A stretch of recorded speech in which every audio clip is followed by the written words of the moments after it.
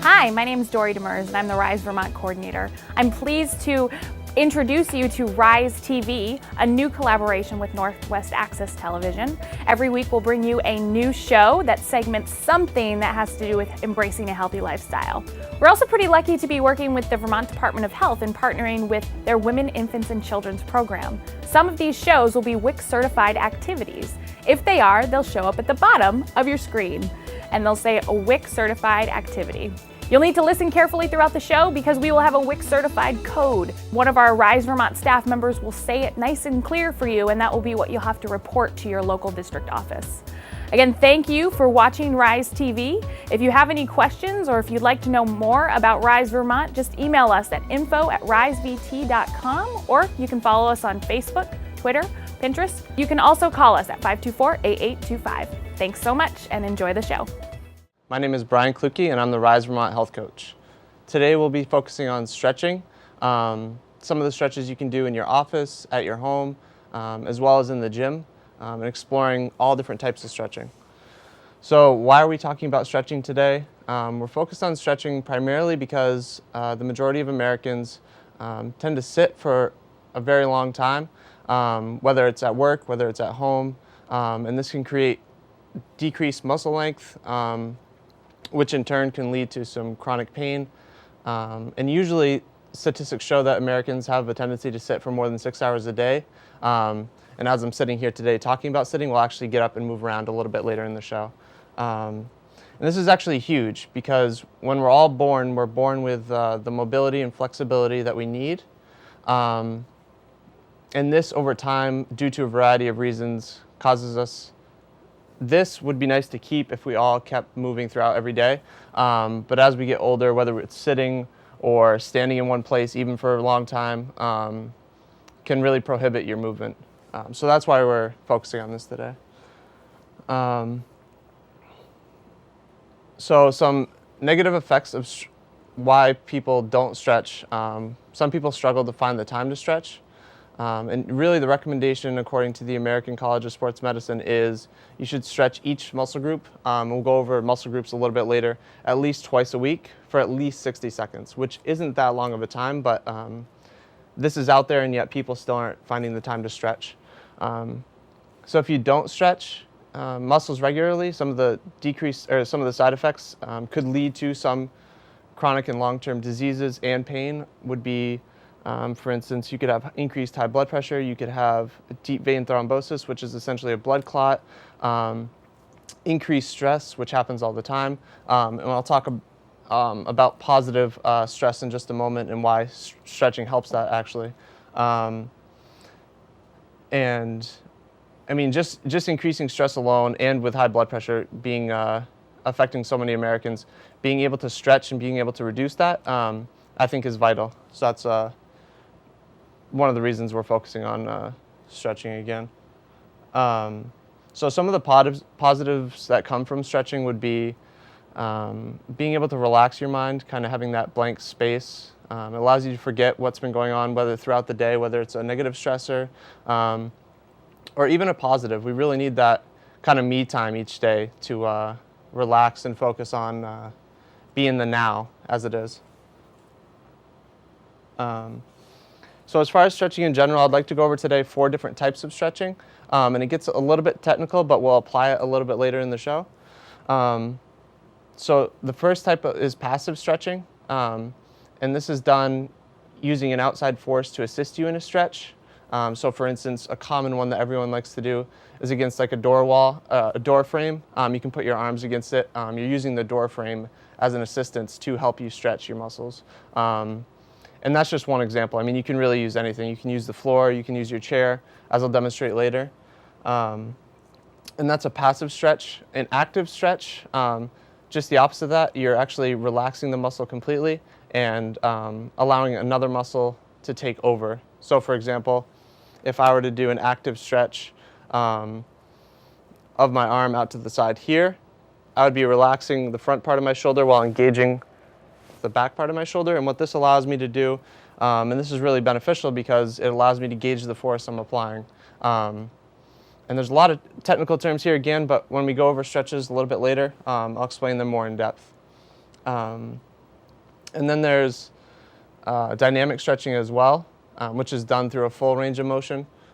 So for instance, this is a static stretch. A dynamic might be something like this. You know, arm out to the side, you'd go through a number of repetitions. And this has actually been shown to be very beneficial in terms of improving flexibility.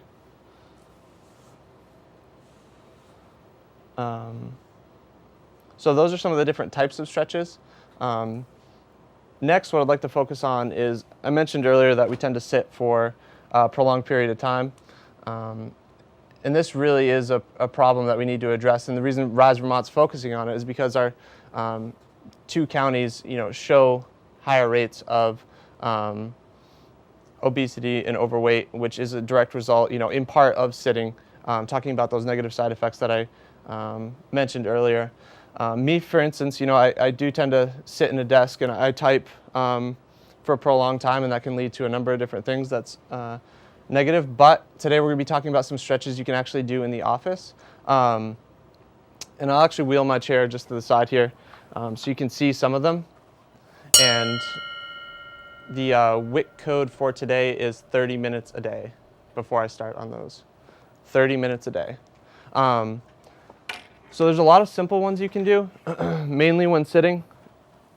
Again, you want to have good ergonomics or good form. So you want to make sure your knees are at a 90-degree angle. Your back is nice and neutral, which I'll turn to my side just so you can see. My shoulders are relaxed and backwards. Turning forward, something you want to make sure you do is the neck can get really tense, especially with all the smaller muscles up in this region. So one simple one is just having your spine nice and neutral, your shoulders back, relaxed. And then you want to look to your right, just peering over your shoulder, stretching out all the muscles in through here. And again, any of these you want to hold for 10 to 30 seconds. Same thing on the other side, relaxing the shoulders, keeping the spine nice and neutral, looking to the left. And what this will actually do is allow the muscles in the front of the shoulder to relax a little bit as well, maybe from prolonged typing, which many of us, myself included, tend to do. Going on to the next stretch, it focuses mostly on the same muscle groups. What you want to do is kind of look to the side, or ear to your shoulder is what this one's called. Same initial starting place. And you really just want to go until it's comfortable for you. And again, holding that for about 10 to 30 seconds. And same thing on the other side.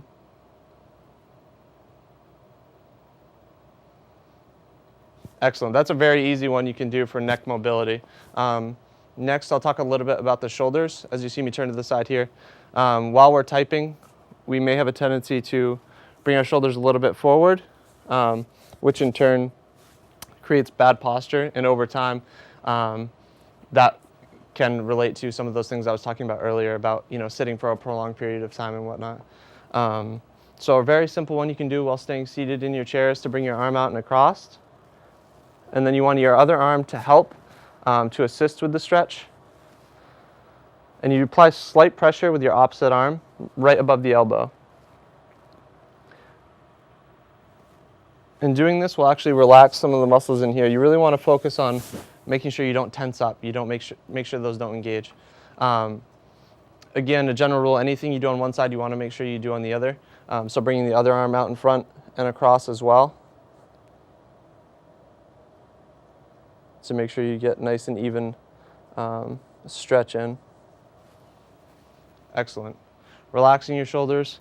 One you can do that's a little bit difficult, if you can see, it'll stretch out your upper back, is you want to cross your arms out in front of you, and you can grab a hold of your handles on your chair. If you're unable to grab the handles on your chair, you can grab actually down right in front of you. And you want to pull, just with just a little bit of a pull,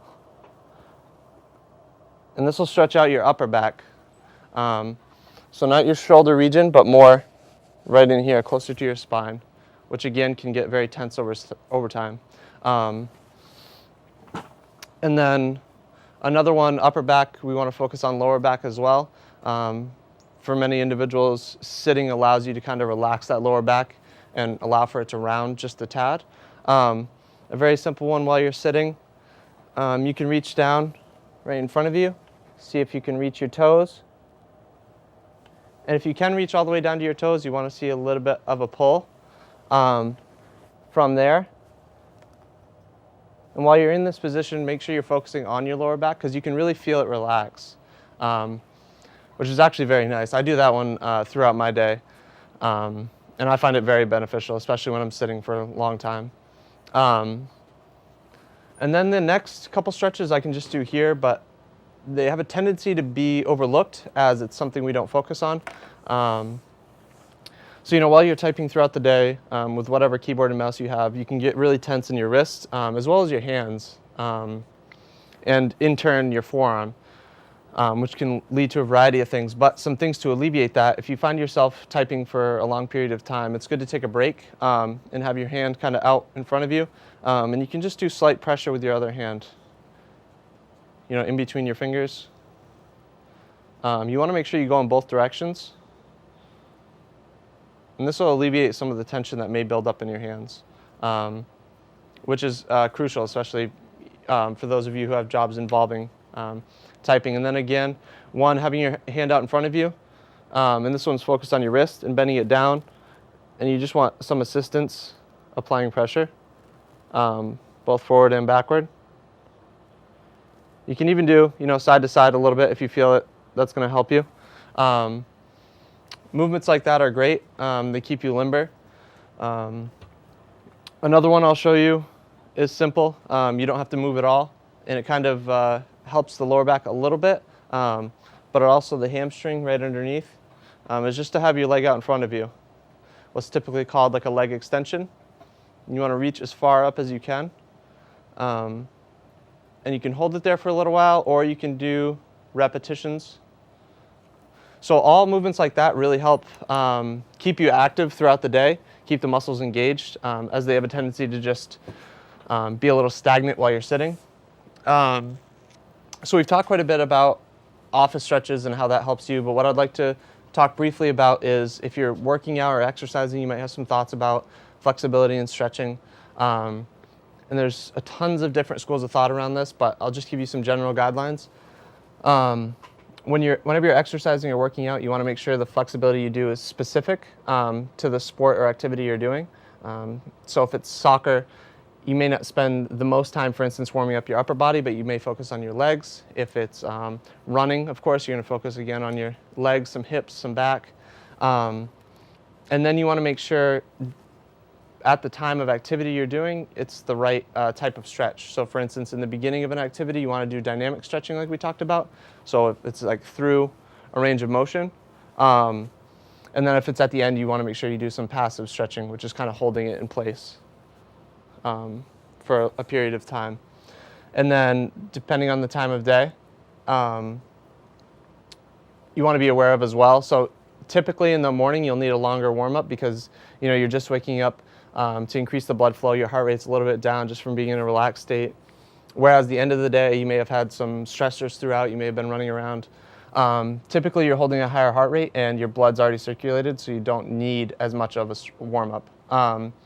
And the recommendation generally is 5 to 10 minutes of a warm-up. And then kind of the same school of thought with the cool-down, keep it 5 to 10 minutes as well. And that's kind of that. There's a few more talking points I could go over, but that's just the general concept when working out. And then the reason we do this, among others that I talked about earlier, is to prevent injury. If you have an increased muscle length, you'll increase your joint range of motion, which in turn, later in life, these stretches become increasingly important as we try to stay away from becoming injured, which in turn can cause, time out of work or time away from family or, whatever it may be. So yeah, it becomes increasingly important. And I think that's all for today. I know it was a lot of different stuff, but I'd like to thank you for watching.